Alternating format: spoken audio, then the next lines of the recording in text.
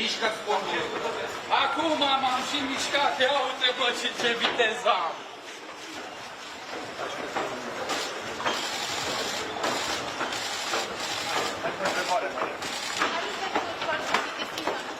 I'll talk to you all. Listen. I would like to say a massive thank you to all the supporters we have around the world, regardless of what the mainstream media keeps saying and the lies they try and purport. We get tens of thousands of messages from people every single day supporting us, and they understand that we're not the first affluent, wealthy men who have been unfairly attacked.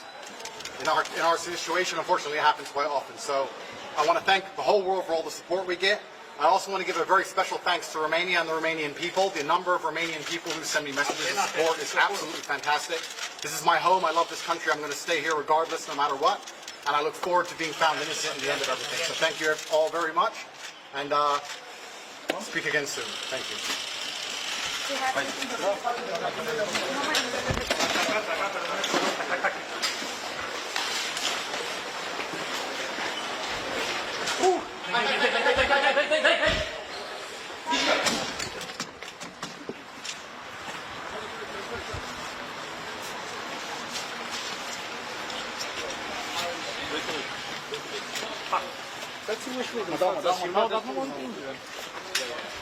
Care sunt speranțele?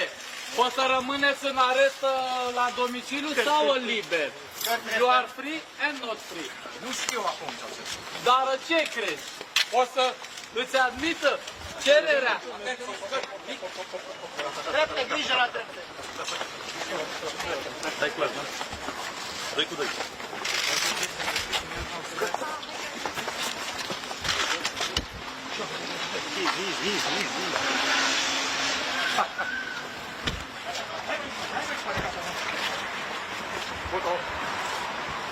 Eu sunt acum bine.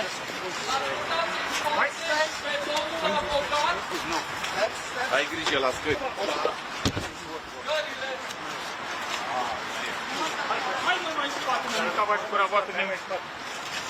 Cum e în arest la domiciliu? Nu e bine, nu?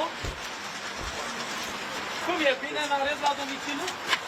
Ești primul care spui că este foarte bine. Cum de ești? Îți pare bine?